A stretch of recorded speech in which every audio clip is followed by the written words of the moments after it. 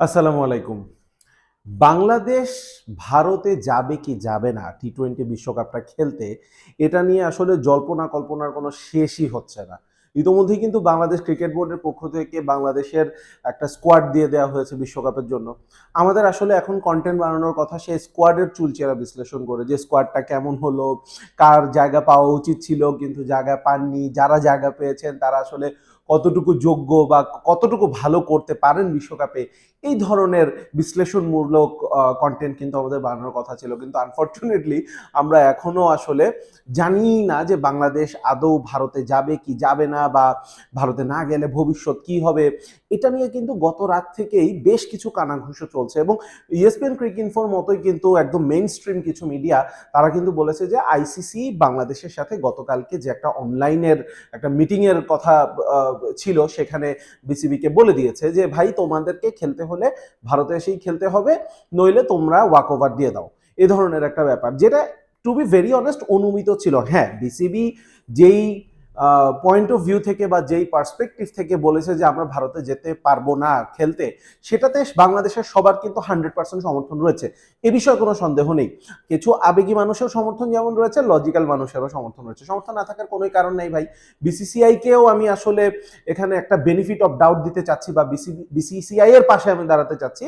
যে বিসিসিআই অনেকে বলছে যে ভারত আসলে পলিটিসাইজ করছে ব্যাপারটাকে, পলিটিক্স প্র্যাকটিস করছে এই পলিটিক্যাল ইস্যুর কারণে। আমি সেদিকে যাচ্ছি না। আমি ধরলাম যে বিসিসিআই অ্যাকচুয়ালি মুস্তাফিজকে নিরাপত্তা দিতে পারবে না, এই ধরনের একটা আশঙ্কা থেকে তারা বলছে যে ভাই মুস্তাফিজকে নিরাপত্তা দিতে পারবো না, তাহলে কলকাতাকে বলি যে ওকে আসার দরকার নেই।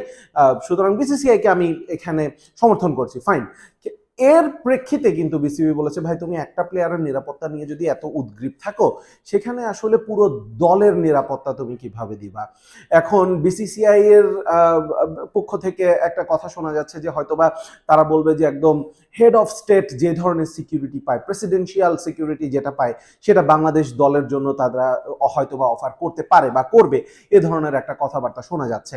আচ্ছা, মানলাম করলো, তাহলে ভাই এই যে একটা বিশাল সাংবাদিক বহর যাবে, তাদের নিরাপত্তাটা কি হবে? প্রেসিডেন্সিয়াল স্টেটের নিরাপত্তা বা সিকিউরিটি তো তারা পাবে না, তাদের দরকারে তাদের ন্যূনতম সিকিউরিটি কি হবে কিনা, বা ইন্ডিয়াতে অ্যাকচুয়ালি ব্যাকলেসটা কতটুকু বাংলাদেশের বিপক্ষে, বাংলাদেশের মানুষের বিপক্ষে। কারণ ইন্ডিয়ান মিডিয়া কিন্তু এই 5 আগস্টের পর থেকে বাংলাদেশে কি হচ্ছে না হচ্ছে নিজেদের মন গড়া কথাবার্তাই কিন্তু বলছে, কোনো কিছু কিন্তু তারা ফ্যাক্ট চেক করে করছে না, বা তারাও কিন্তু তাদের মতো করে একটা হাইপোথিসিস দাঁড় করিয়ে সেটাকেই বারবার সেই ধর্মীয় যে একটা সাম্প্রদায়িকতা, যে একটা উগ্রতা, সেটা কিন্তু আসলে উস্কে দেওয়ার চেষ্টা হচ্ছে। একটা জিনিস, একটা সিম্পল লজিক যদি বলি ভাই, বাংলাদেশে যদি আমি বলবো না যে বাংলাদেশে হ্যাঁ একেবারে সাম্প্রদায়িক লেভেলে মারামারি হচ্ছে, সেটা আমি বিশ্বাস করি না, সেটা আমি বলবো না। আমি বাংলাদেশে আছি, আমি ঢাকায় আছি, আমি জানি কি হচ্ছে না হচ্ছে। কিন্তু একটা সিম্পল কথা যদি বলি, যেখানেই যে ঘটনাগুলো ঘটছে সেগুলো হচ্ছে একটা লোকাল লেভেলের কোনো ঘটনা ঘটছে। অনেকেই ময়মনসিংহের দীপুচন্দ্র দাসের কথা বলতে হবে, সেটার পিছনেও কিন্তু একটা কাহিনী আছে। সেখানে সেই কাহিনীটা কিন্তু কেউ জানতে চাচ্ছে না। সেটা হচ্ছে যে একটা তার ফ্যাক্টরির কোর ওয়ার্কার তার এগেনস্টে একটা চক্রান্ত করে এই ধরনের ব্যাপার ঘটিয়েছে। যাই হোক, আমি আসলে ওইগুলোতে অত ডিটেইলে যেতে চাচ্ছি না। আমার কথা খুব সিম্পল, বাংলাদেশের যে ফ্যানরা যাবে, বাংলাদেশের যে সাংবাদিকরা যাবে, তাদের উপরে যে ভারতীয়রা বা ভারতীয় উগ্র যে মানুষরা রয়েছে, তারা ধর্মান্ধ মানুষ যারা রয়েছে, তারা যে সেই উগ্রতাটা দেখাবে না, সেটার আসলে গ্যারান্টি কি? কারণ আমরা দেখেছি আমাদের আগের ভিডিওতেও কিন্তু আমরা এই প্রসঙ্গটা বলেছিলাম যে ভারতে বাংলাদেশি সন্দেহে ভারতীয় নাগরিককেই পিটিয়ে মেরে ফেলার একটা ঘটনা কিন্তু ঘটেছে অল্প কিছুদিন আগেই। আর আরো একটা বড় ব্যাপার হচ্ছে যে আচ্ছা ভাই, পিটাপিটি তো তখন হবে যখন বাংলাদেশিরা সেখানে যেতে পারবে, ভিসাতেই তো একটা সমস্যা হচ্ছে এখন। সো এই ধরনের অনেক ব্যাপার স্যাপার রয়েছে। এখন আইসিসি আপাতত মানে যেটা দাবি করা হচ্ছে গতকাল থেকে ক্রিকইনফো সহ বিভিন্ন মিডিয়াতে আসছে যে ভারতেই খেলতে যেতে হবে বাংলাদেশকে, এ ধরনের একটা আলটিমেটাম দিয়ে দিয়েছে আইসিসি। কিন্তু আজকে আবার পাশার দানটা পাল্টে গেছে। আজকে কিন্তু বিসিবি থেকে বলা হচ্ছে, বিসিবি থেকে অফিসিয়ালি আজকে এখন পর্যন্ত বলা হচ্ছে যে এই ধরনের কোনো কিছু আইসিসি বলে নাই। তবে হ্যাঁ, আইসিসি বিসিবিকে একটা ইমেইল, যে ইমেইলটা বিসিবি পাঠিয়েছিল সেটা রিপ্লাই দিয়েছে, এবং সেই রিপ্লাই হয়তো বা তারা বিসিবির কোর্টেই আবার বলটা ঠেলে দিয়েছে। তারা বিসিবিকে যেটা বলতে চাই যে সেটা হচ্ছে যে তুমি তো বললা যে সিকিউরিটি কনসার্ন, কিন্তু আসলে এক্স্যাক্টলি কি সিকিউরিটি কনসার্ন সেটা আমাকে বলো, এক্স্যাক্টলি কোন জায়গায় তোমার সমস্যাটা রয়েছে, সেই ধরনের একটা প্রসঙ্গ কিন্তু এখানে রয়েছে। এখন প্রশ্ন হচ্ছে যে বিসিবি এই ইমেলটা রিপ্লাই কত গুছিয়ে বা কত সুন্দরভাবে দিতে পারবে বা কত যৌক্তিকভাবে দিতে পারবে, সেটার উপরেই হয়তো বা বাংলাদেশের ভবিষ্যৎ, বাংলাদেশ দলের ভবিষ্যৎটা নির্ভর করছে যে বাংলাদেশ আসলে ইন্ডিয়ায় যে খেলবে কি খেলবে না। আইসিসি কে এই জায়গাটাতে একটু সেফ খেলতে বলা হচ্ছে। আমরা আসলে আবেগী হয়ে অনেক কিছুই বলে ফেলতে পারি যে আইসিসি কে আমরা ভারতীয় ক্রিকেট কাউন্সিল বাংলাদেশে বলা হয়, মানুষজন চেতামিতা এই কথাগুলো বলে, সো সেই দিকে আমরা যাচ্ছি না। খুব সিম্পল হিসাব যদি বলি সেটা হচ্ছে যে ভাই 1 মাসের সময় আছে, 1 মাসের মতো সময় রয়েছে এবং প্রথম দিনই বাংলাদেশের খেলা 7 তারিখে। তো এর মধ্যে টিকেটস বিক্রি হয়েছে, এর মধ্যে ফ্যানরা প্ল্যান করেছেন, এর মধ্যে শুধু বাংলাদেশের কথা চিন্তা করলে তো হবে না, অন্য দেশের থেকে যেসব ফ্যানরা আসবে তারাও ওইভাবে হয়তোবা তাদের ট্রাভেল প্ল্যান করছেন।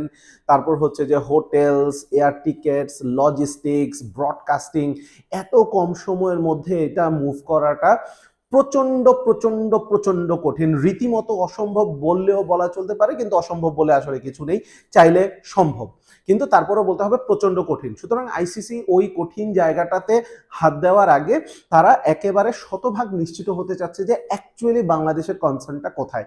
এখন প্রশ্ন হচ্ছে যে ভাই আমরা ক্যামেরার সামনে দাঁড়ায় ইউটিউব ভিডিওর জন্য অনেক কিছু বলে ফেলতে পারি, অনেক ল্যাঙ্গুয়েজ ইউজ করতে পারি, কিন্তু যখন আইসিসি, বিসিবি বা এই ধরনের জায়গায় কথা হয় তখন কিন্তু একটা কূটনৈতিক ভাষা ব্যবহার করা লাগতে পারে। এখন সেই কূটনৈতিক সভ্যতার ধার না ধরে কেউ যদি বেয়াদবি করে বা কেউ যদি উগ্রতা ছড়ায় সেটা তাদের ব্যাপার, কিন্তু ভদ্রতার কথা যদি বলি, ওয়ার্ল্ড পার্সপেক্টিভে দেশের নাম, মর্যাদা, ইজ্জত, মান ইজ্জত, এগুলোর ব্যাপারেও কিন্তু এখানে জড়িত রয়েছে।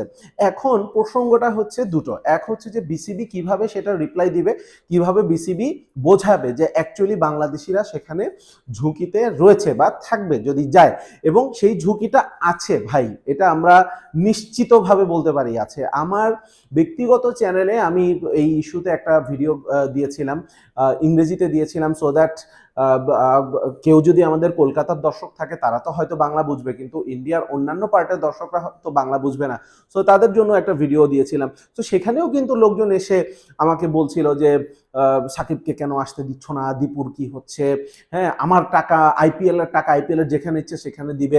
সো ইন্ডিয়াতে কিন্তু একটা আমাদের এই ধরনের একটা লজিক্যাল ভিডিও বা লজিক্যাল আলোচনার মধ্যেও কিন্তু লোকজন এসে হেট্রেট ছড়াচ্ছে না আনফরচুনেটলি, যেটা মোটেও কাম্য নয়।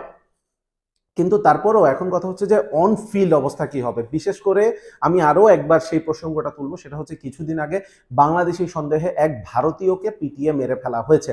সো এই ব্যাপারগুলো কিন্তু এখন এখানে অবশ্যই ধর্তব্যের মধ্যে নিতে হবে।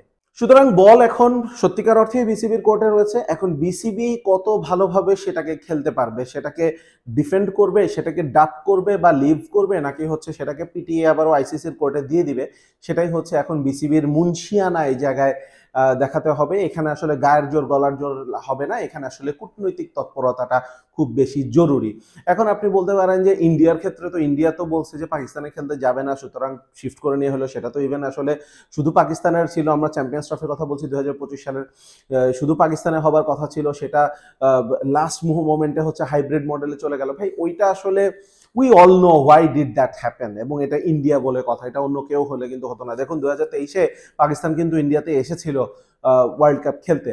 এখন হয়তো বা আলাদা, পাকিস্তান হয়তো বা শিক্ষা পেয়ে গেছে, হয়তো আরো 1 বছর আগে থেকে বলা শুরু করবে আমরা ইন্ডিয়ায় যাব না, ইন্ডিয়াতে কোনো টুর্নামেন্ট যেটা আপকামিং টি20 ওয়ার্ল্ড কাপে আসছে, সুতরাং সেটা সেখানেই ভাগ হয়ে গেছে ইন্ডিয়া এবং শ্রীলঙ্কাতে। কিন্তু বাংলাদেশের এই মুহূর্তে চ্যালেঞ্জটা হচ্ছে মূলত দুটা, একটা হচ্ছে সময়টা একেবারেই বিসিবির পক্ষে বা বাংলাদেশ দলের পক্ষে নেই, এবং দ্বিতীয় ব্যাপার হচ্ছে যে কিভাবে বিসিবি রিপ্লাই দিবে, কিভাবে স্পেসিফিক সিকিউরিটি কনসার্নটা বোঝাবে, এবং বিসিবির রিপ্লাইতে কি শুধুমাত্র টিম অফিসিয়ালস তাদের কথাই আসবে, নাকি হচ্ছে যে বিসিবির ইমেইলে সাধারণ বাংলাদেশি যারা ফ্যান হিসেবে সেখানে যাবে বা সাংবাদিকরা যেখানে যাবে, কারণ তারাও তো বাংলাদেশ ক্রিকেটের স্টেক হোল্ডার, বিসিবির তাদের কথাও হয়তোবা চিন্তা করা উচিত এবং তাদের কথাও হয়তোবা ইমেইলে উল্লেখ করা উচিত to make it A stronger case. এখন এই ব্যাপারগুলো যদি না হয় বা এই ব্যাপারগুলো যদি বিসিবি প্রপারলি অ্যাড্রেস করতে না পারে, তাহলে খুব ক্ষীণ সম্ভাবনা রয়েছে বাংলাদেশের অ্যাকচুয়ালি ভারত থেকে ভেন্যুটা শিফট করার সময়ও বেশি নেই, প্লাস হচ্ছে you are fighting against India ক্রিকেটে, সুতরাং এটা আসলে টাফ হয়ে যাচ্ছে বাংলাদেশের জন্য। এমনিতেই শুরু থেকেই এটা একটা অসম লড়াই। এখন প্রসঙ্গটা হচ্ছে এই অসম লড়াইয়ে শেষ পর্যন্ত জিতবে কে হারবে কে। এবং একটা কথা আমাদের চ্যানেলের দর্শকদেরকে বলে রাখি, এখানে হার জিত কিন্তু শুধুমাত্র বাংলাদেশ ইন্ডিয়াতে খেলতে যাচ্ছে নাকি যাচ্ছে না, ভেন্যু শিফট হচ্ছে কি হচ্ছে না, ব্যাপারটা কিন্তু সেখানে সীমাবদ্ধ না। এখানে কিন্তু আত্মসম্মান বোধের একটা ব্যাপার চলে আসে, এখানে আত্মমর্যাদার একটা ব্যাপার চলে আসে, এবং হ্যাঁ, ফিজিক্যাল থ্রেটস, ফিজিক্যাল সিকিউরিটির কথা তো এখানে অবশ্যই রয়েছে। ভিডিওটা কেমন লেগেছে অবশ্যই আপনাদের মতামত এবং এই বিষয়ে আপনাদের সকল মতামত কমেন্ট বক্সে জানাবেন, এবং অবশ্যই আমাদের চ্যানেলটা সাবস্ক্রাইব করতে ভুলবেন না।